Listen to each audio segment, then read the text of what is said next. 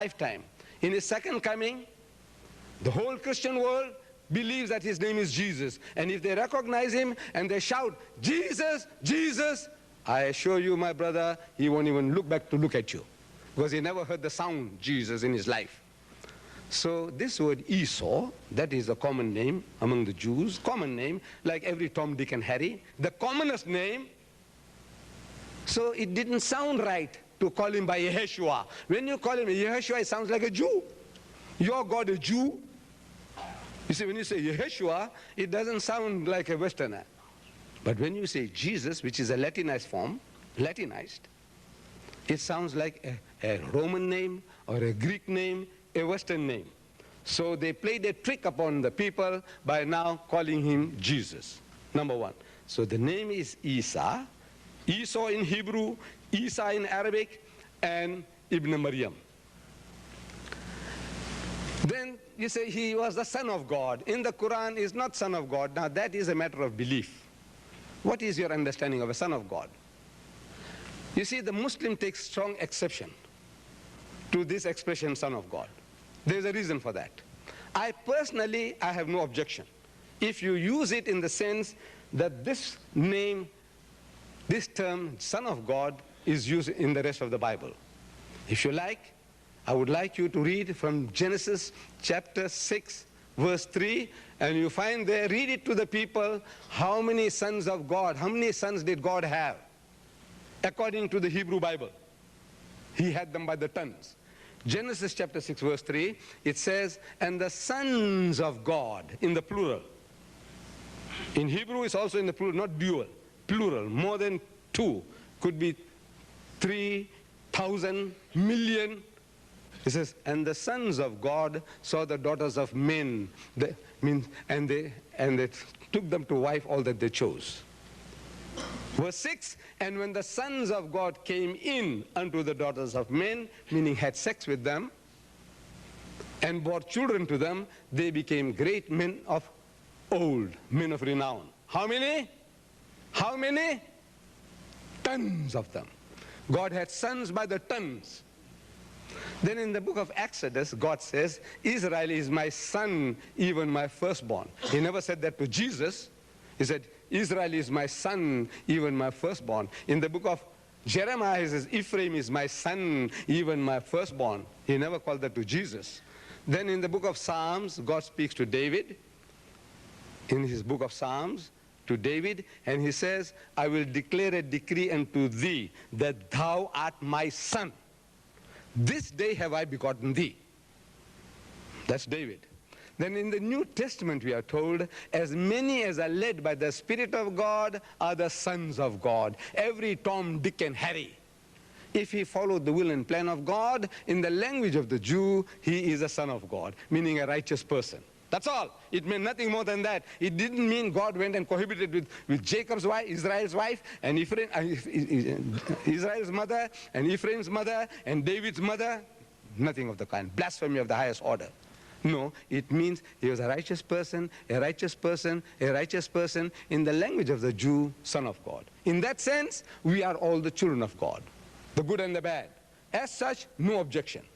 And Jesus would be closer to being the son of God, closer than any one of us, because he would be more faithful to God than any of us can ever be. From that point, we have no quarrel with the Christians. But the Christian, I don't know what church or denomination you belong. If you are an Englishman, and if you are an Anglican, or a Methodist, or a Lutheran, or a Presbyterian, then I can tell you that in your catechism, you know what's catechism? This is like what this is the Shahada, things that you believe to become a Muslim. In the Christian language, they call it catechism. In their catechism, it is said, Jesus is the only begotten Son, begotten, not made. Am I right, sir? That's what it says. Jesus is the only begotten Son, begotten, not made. Not like Adam. Adam was made by God. The Bible calls him the Son of God in the Gospel of St. Luke, in the genealogy of Jesus. The last word is, and Adam the Son of God. But nobody sees that. The Bible, their own Bible, every Bible on earth says Adam the Son of God, but nobody sees that. They only see Jesus is the Son of God. So what about Adam? Who was his father? The Bible says Adam, son of God.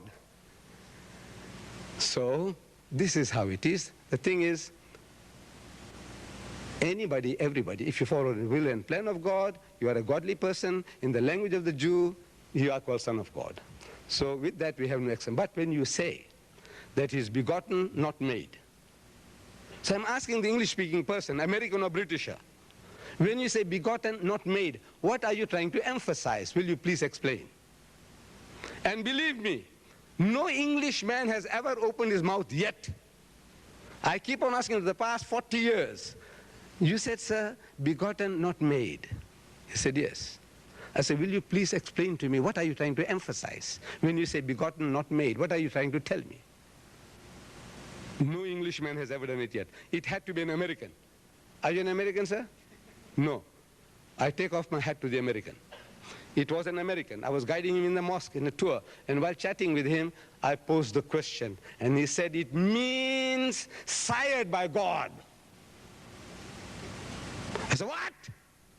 He said, no, I don't say that. You asked me what it means. I'm only telling you what it means.